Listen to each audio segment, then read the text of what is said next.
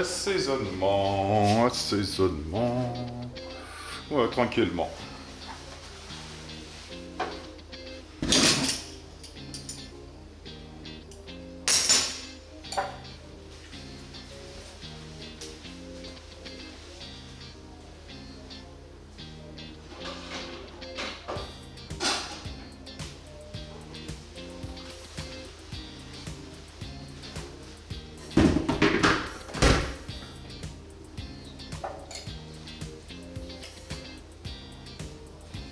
On commence par retirer un peu la grosse graisse, tout ça.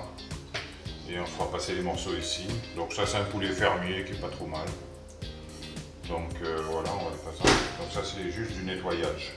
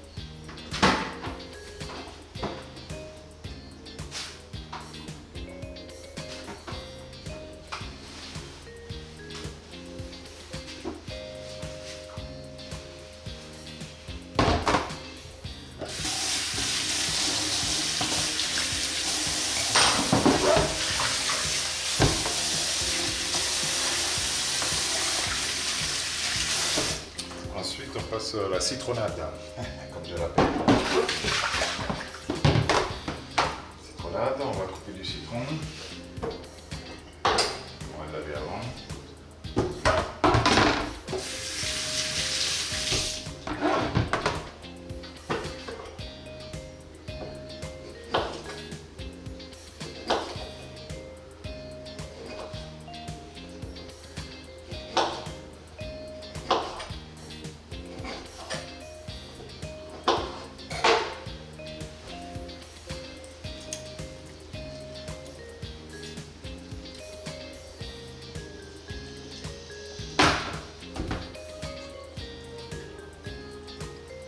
Ça, on fait ça, c'est pour retirer le goût du frais.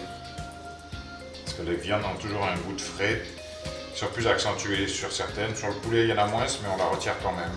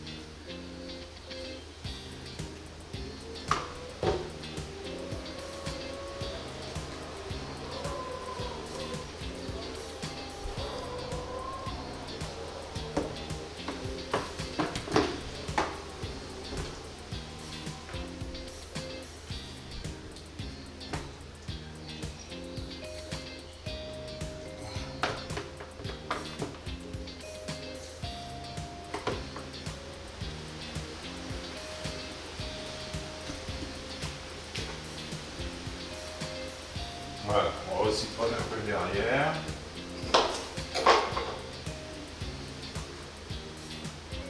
Ok. Voilà. Ensuite, bassine avec un peu grande, je change de bassine.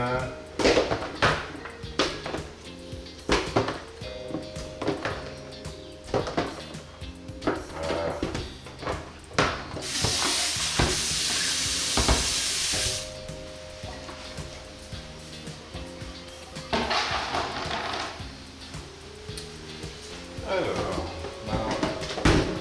on va commencer à assaisonner un peu. Donc là, c'est bon, on a mis pas mal de citron. Le citron, c'est la base, hein. C'est un nettoyage. C'est intéressant pour le truc. Maintenant, on va mettre un peu de sel.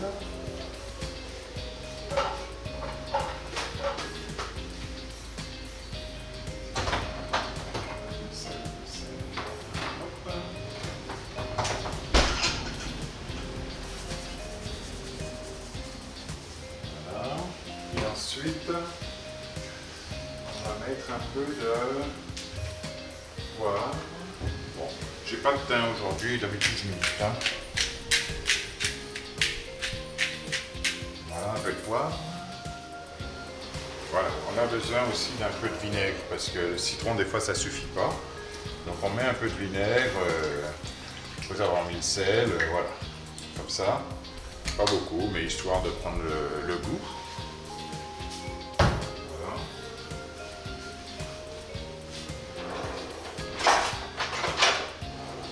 Et ensuite, on peut mélanger le tout. Hein. Voilà. C'est ça. Donc ça, normalement, ça devrait être bon comme ça. Après, on va mettre le jaja.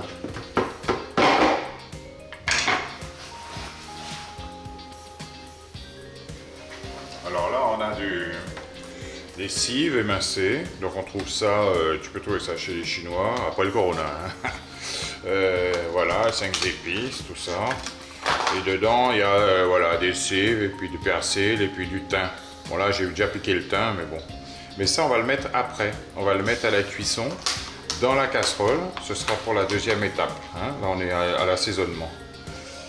Et là, on va mettre juste le jaja, c'est pour imprégner les morceaux. Et le jaja, ensuite, on le mettra dans une casserole. À côté, on le séparera pour faire rissoler les morceaux. Et on remettra le truc après. Ok? Donc voilà, donc là, je vais mettre le jaja à l'intérieur de... Donc le jaja, c'est ça. C'est juste ça, quoi. Donc c'est du jaja coco, donc tu peux trouver avec d'autres étiquettes, mais surtout, il faut que ce soit sucré pasteurisé. Parce que il y a du lait de coco qui n'est pas sucré. Mais bon, moi je préfère celui-ci. Sucré, pasteurisé, c'est vachement bien. C'est ça qui donne le petit goût sucré du poulet au coco. Donc là, voilà, je vais laver la boîte. Et je vais l'ouvrir. Voilà, donc pour un truc comme ça, moi je mets la moitié d'une boîte, ça suffit. Parce qu'après trop, ça prend un autre corps. Tu vois, c'est sirupeux. Voilà. Un petit peu encore, voilà. Et ça suffit. Bon, après le reste, je sais pas ce que je vais en faire, mais bon, c'est pas grave.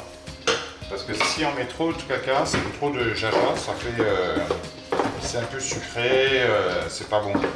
C'est trop sucré en fait. Donc là, c'est juste pour donner le goût. Voilà.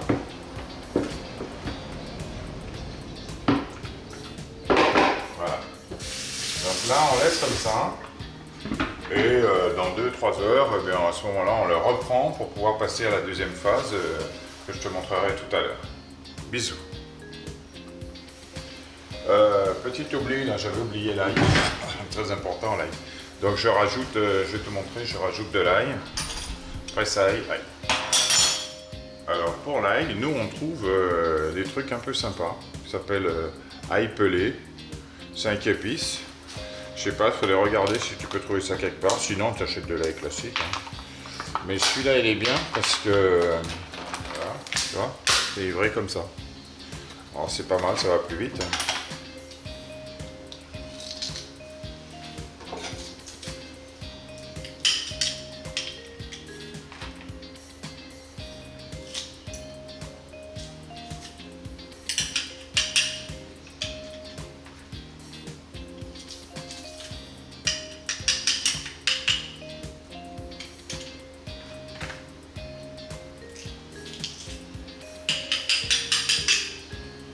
Voilà, donc là, 5 gousses d'ail, je pense que ça ira.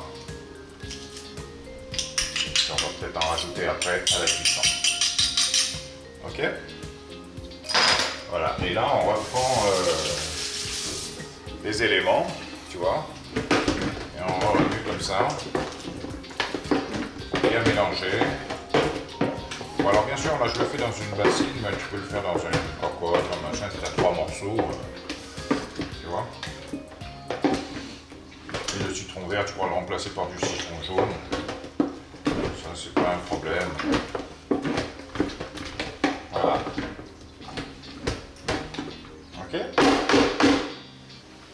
Donc là, ce qu'on va faire, c'est qu'on va prendre le poulet au coco qui a bien macéré dedans. On va tirer le citron.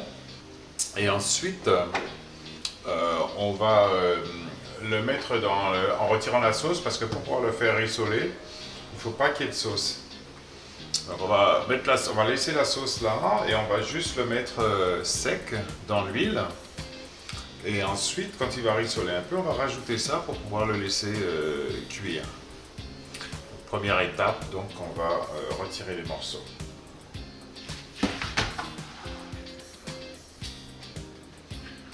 Donc, voilà, on retire les morceaux.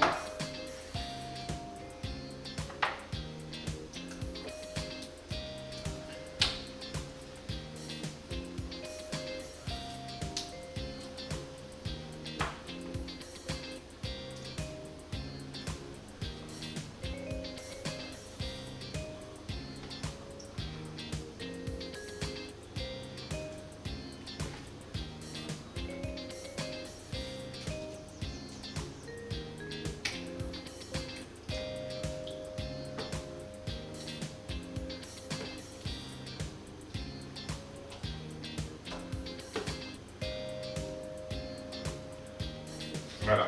Ensuite, on va retirer les morceaux de citron et laisser juste retirer les morceaux de citron et laisser juste la sauce. Voilà. Donc ça donne ça. On va pouvoir remettre tout à l'heure pendant la cuisson.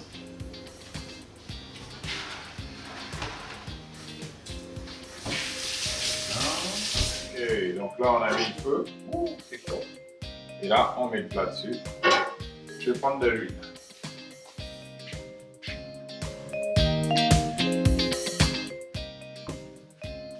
Donc moi, je cuisine toujours à l'huile d'olive. Je sais pas, c'est une vieille habitude que j'ai prise, mais j'aime bien le goût. Hop, j'attends que l'eau sèche. Et ensuite, quand il n'y a plus d'eau et que ça commence à devenir chaud, je mets l'huile. Sans quoi ça pétaille dans tous les sens. Et là, je vais sortir les épices.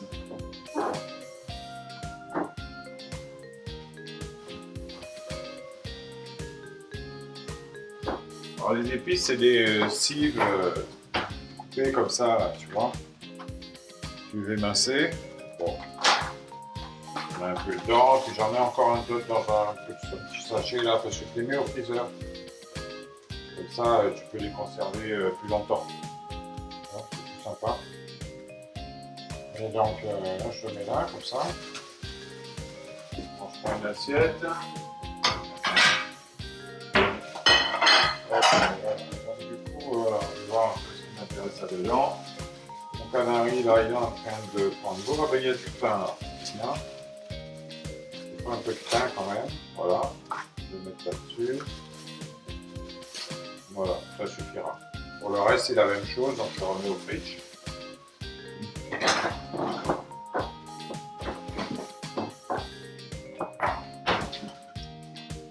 Voilà, donc là, on y est. Je vais poser ça ici. Ça va me servir pour mettre les cuillères. Et puis voilà, je travaille avec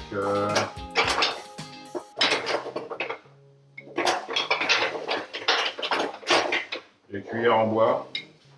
Ça, c'est sympa. Ça s'arrive pas. Yep, de l'huile. Alors, pas beaucoup, mais il en faut quand même pour pas que ça brûle. Faire gaffe parce que ça va pétailler très vite. Et donc, qu'est-ce qu'on va mettre? On va mettre d'abord les épices. Je crois que bon. Voilà, on va faire attention. Protéger quand même. Donc ça, il faut un peu le séparer, tu vois. Comme ça sort du freezer, voilà. Voilà, ok. Voilà, c'est ça là. Alors, tout la faire gaffe comme ça. Parce que ça pas encore chaud, mais ça va chauffer. Voilà. On met tout ça là-dedans.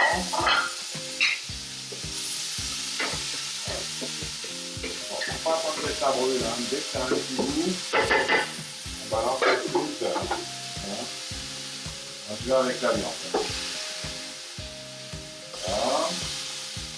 Il ne s'agit pas que les épices brûlent non plus. Voilà. Balance ça comme ça. Alors, ce qu'on remarque, c'est que la base du canari est suffisamment large pour que tous les morceaux soient à fond de canari. Ça, ils vont à peu près prendre tous le même temps pour isoler. Voilà.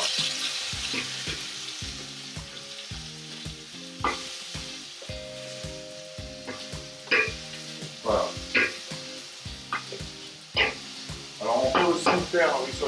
la viande et ensuite mettre les épices, c'est peut-être mieux d'ailleurs.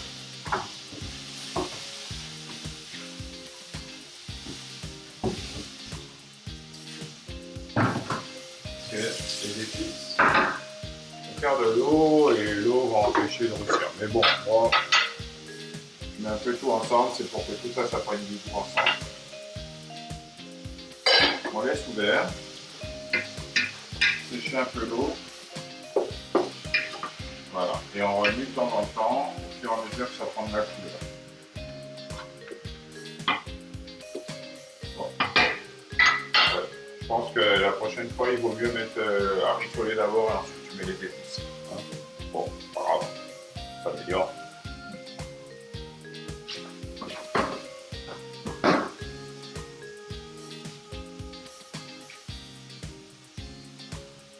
Bon, là, il faut laisser un peu de temps. À tout à l'heure.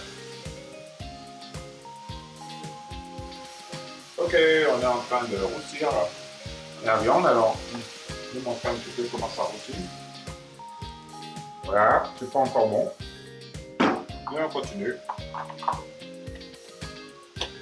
On le laisse avancer, on couvre pas tant que ce n'est pas un petit peu roussi. Après, on va couvrir, on va mettre d'autres choses. À tout à l'heure. Oups. Pendant que ça commence à ruisseler un peu, nous on va couper un petit oignon. Et donc avec l'aïeul, hein, pas mal, ouais. Ça coupe pas mal. Voilà, comme ça. Voilà. Parfait.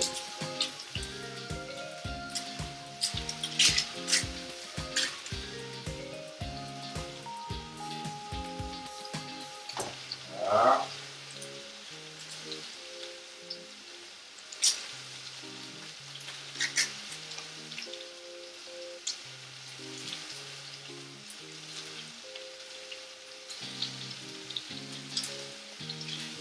Voilà. Ok. Et donc là, on balance. Voilà. On le prend, on le met à côté. Voilà. On va couper un petit morceau. Hop. Faire gaffe, pas laisser trop marcher quand même. Ouais.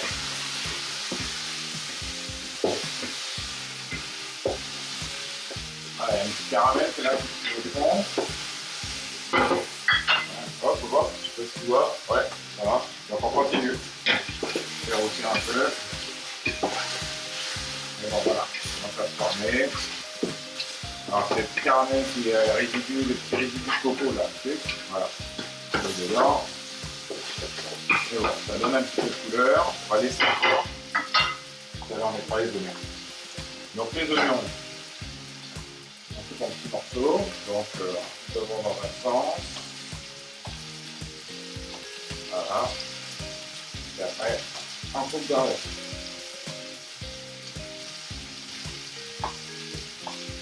Voilà, bon, voilà, je ne sais pas trop comment ça va passer, hein, mais on va voir. Voilà. Et on fait la même chose.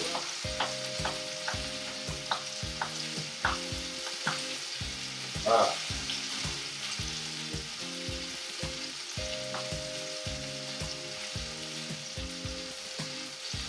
Voilà. On va faire les bons morceaux comme ça. Voilà. Voilà. Ça, tout à l'heure, on va le mettre là-dedans.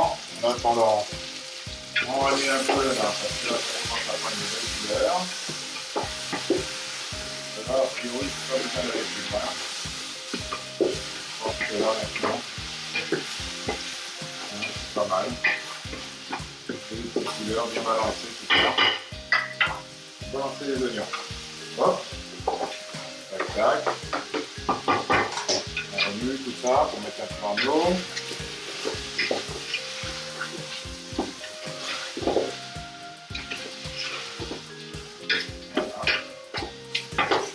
Voilà. Comme ça prémisse un peu, on va rajouter le pétrin maintenant.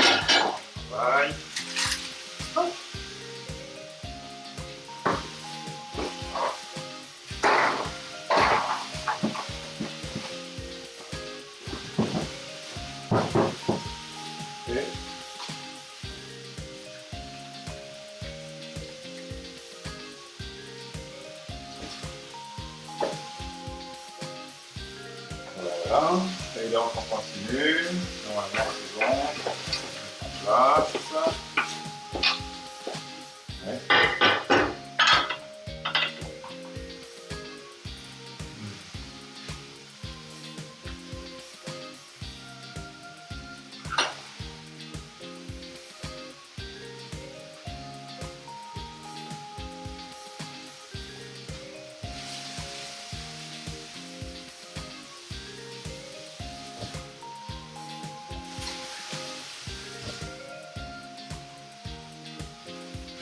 Voilà. Donc là, c'est ça. Alors qu'est-ce qu'on va faire là-dessus? Qu'est-ce qui serait bien de faire? Alors c'est non, non, c'est bon. On laisse comme ça pour l'instant. Les oignons commencent à se réduire un peu. Voilà. Derrière, très bien. On va mettre la sauce tout à l'heure. On va ajouter un peu d'eau. Et puis on va mettre un peu de piment.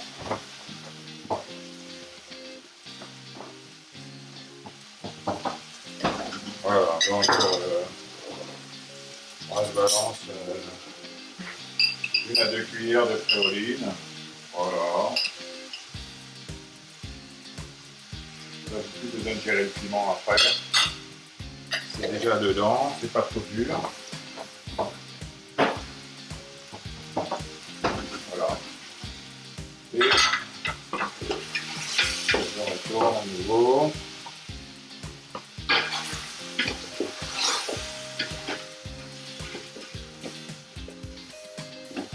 Voilà. Voilà. Là, on notera que voilà, ça a pris une autre couleur, hein, tu vois. Et on continue. On met dessus.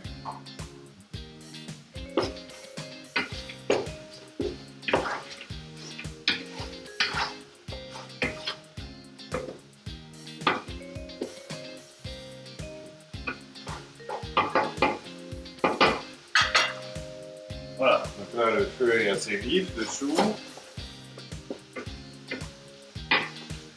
Là ça réduit, on va mettre la sauce.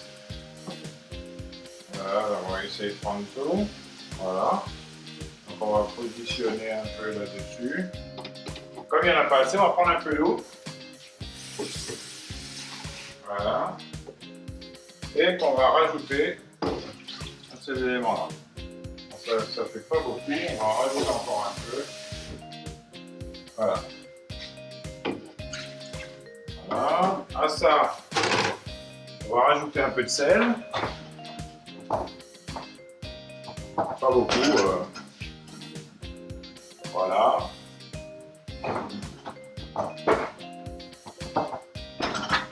va touiller un peu. Voilà. Et maintenant, c'est ça qu'on va laisser cuire. Tranquillement. Pendant un quart d'heure, 20 minutes. Et après, on fera les préparatifs de livraison, c'est-à-dire l'ajout de la dernière petite sauce à l'ail. À tout à l'heure. Ok, là on est en cuisson classique. Donc, ça frémit. Je sais pas si je peux te montrer, ouais, peut-être. Voilà, ça bout. On laisse bouillir.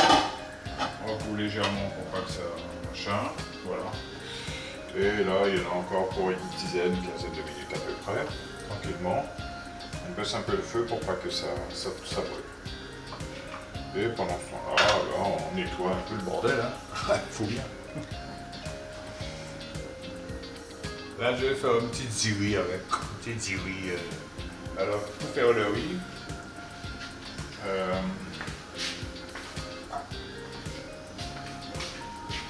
un volume de riz, un volume d'eau plus un quart, en gros. Donc là, j'ai fait 2 volumes de riz, donc j'ai mis 2 verres d'eau et demi, à peu près, dans un rice cooker classique. Et ensuite, donc, en haut, ça donne ça. Ok? Là-dedans, je vais couper un petit oignon, tranquille. Alors comme il est gros, là, je vais peut-être mettre que... Oh, si, remarque. Voilà. Hop là. Voilà. Là, bon, c'est généreusement coupé, hein. Voilà. Voilà. Et là, je vais le couper en deux. Voilà. Couper en quatre. Voilà. Et je dispose, voilà, les morceaux comme ça. Et alors, ce qu'il y a de bien avec l'oignon, c'est que ça donne un petit goût au riz. Et en même temps, tu peux remettre du sel. Et ce qui va se passer, c'est que voilà, on n'a pas beaucoup de sel. Et l'oignon va absorber le sel, mais il va laisser le goût salé dans le riz.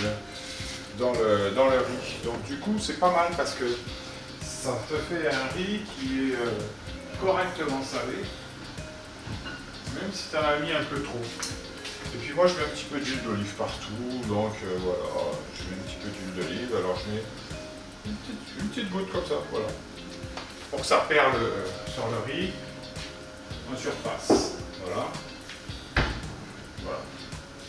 Et ça, maintenant, ben, je le pose sur le rice cooker et je le balance en cuisson. Alors, si tu as des petits clous de girofle, tu peux mettre un ou deux, c'est bon aussi. Voilà. Donc, je balance sur le feu. Voilà, c'est branché. Je mets en route.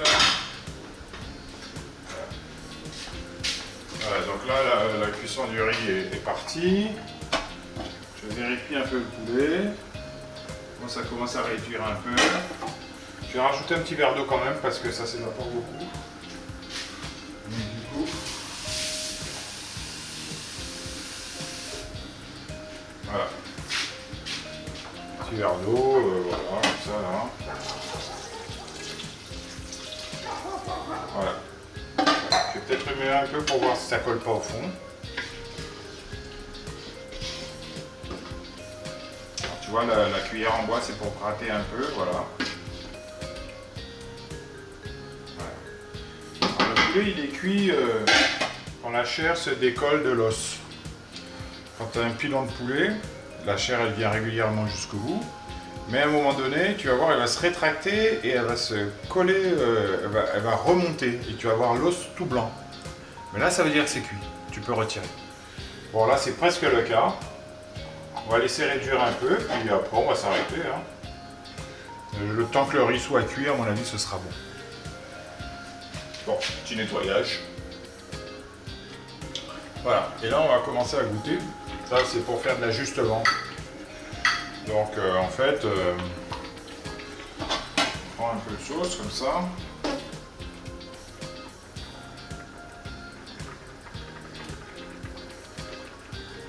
Bon. Laisse refroidir un peu parce que c'est chaud. Hein. Puis là.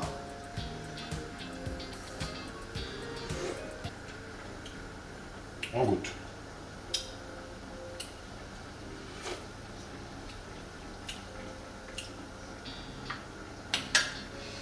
Un petit peu de piment après la cuisson. A priori, ça doit aller. On va laisser cuire encore un peu. Bon, ben voilà, je viens d'arrêter la cuisson. Le riz est en train de finir. Mais hop, hop, hop. Voilà ce que ça donne en fin de cuisson. Voilà, gros. Donc, voilà, là, on est en train de préparer le petit punch qui va bien. Voilà, le résultat dans une assiette. On va se rapprocher un peu. Voilà, voilà, voilà. Eh bien, voilà, on peut nous souhaiter bon appétit, je crois. Allez, bisous. Bye.